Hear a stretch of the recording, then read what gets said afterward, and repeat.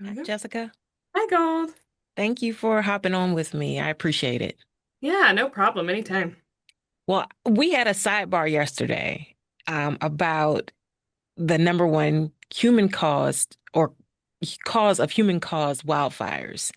And you mentioned that it was debris burning, but then you segued into a lot of tips that people could use to prevent wildfires. And I thought this is something I definitely want our viewers to be privy to, but it would be great to have it come directly from ODF, to kind of know why they play such a big role in this prevention. So I want to start with that question. How and why do the average everyday resident um, in Oregon, how do they play a role in wildfire prevention? Yes. So in Oregon, over 75% of our wildfires are human caused. So it is a significant number. And by taking just a few extra steps, that we can reduce that number significantly.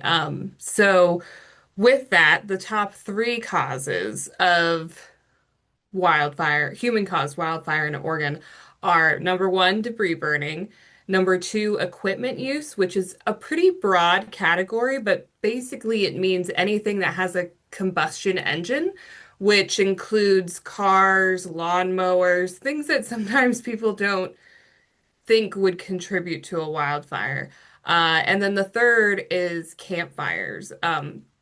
So in prepping to go into this upcoming season, we want to make sure that Oregonians are informed and taking the necessary steps so that they're not the cause of potentially the next large wildfire. And some of those steps, I know you've listed quite a few to me. Could you share with our viewers some of the steps they could take to help with prevention?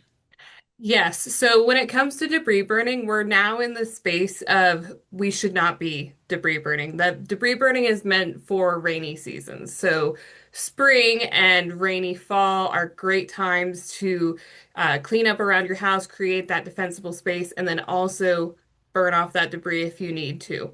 But right now, because we're getting more into that hot, dry summer conditions, we are recommending people just cover their piles with plastic or a tarp and have it cure basically over the summer, and just sit there and wait and until the rainy fall conditions return, because then that reduces the risk of it escaping and also of a holdover fire, which is from residual embers that stay basically after a debris burn is put out. The second would be when it comes to equipment use, um, especially cars. Don't park over dry grass because it can smolder the grass underneath and create embers, basically.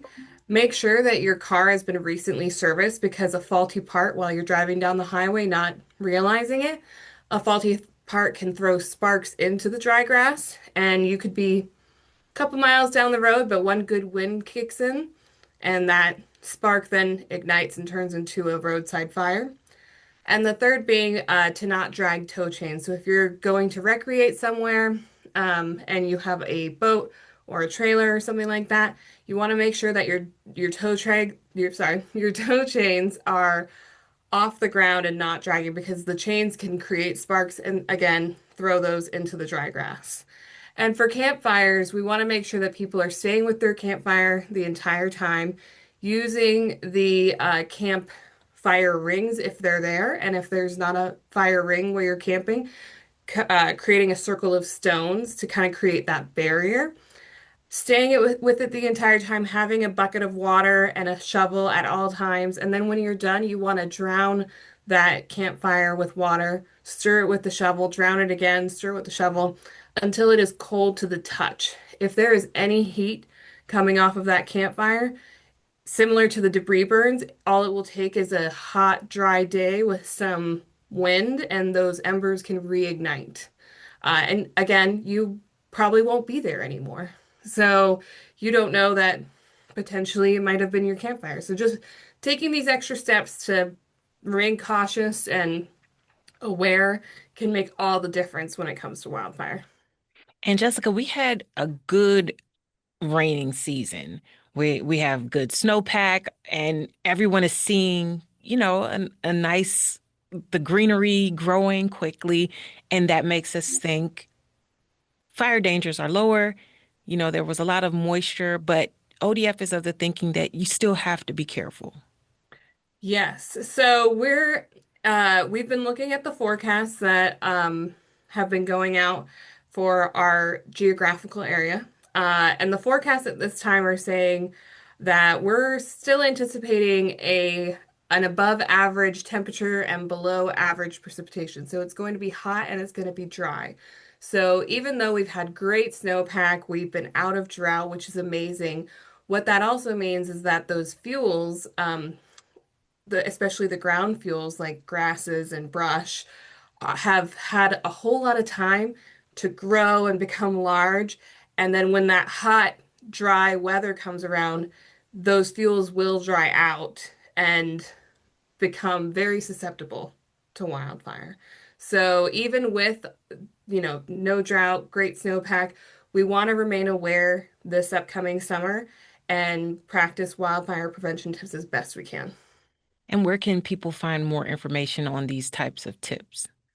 So they can go to oregon.gov/ODF where they can find the public use restrictions, which are in place to reduce human-caused fires. So they can look up their where they live or where they're going, what the restrictions are before they even bring a fire hazard onto the landscape, because that tells them, oh wait, I can't do a campfire here, or I'm not able to debris burn anymore or anything like that, or I can't mow my lawn between certain hours because again, it's a combustion engine.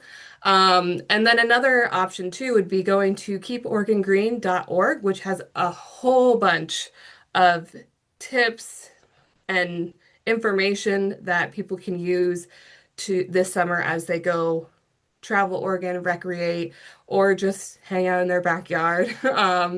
So there's a whole lot of options to choose from when it comes to informing yourself on wildfire prevention.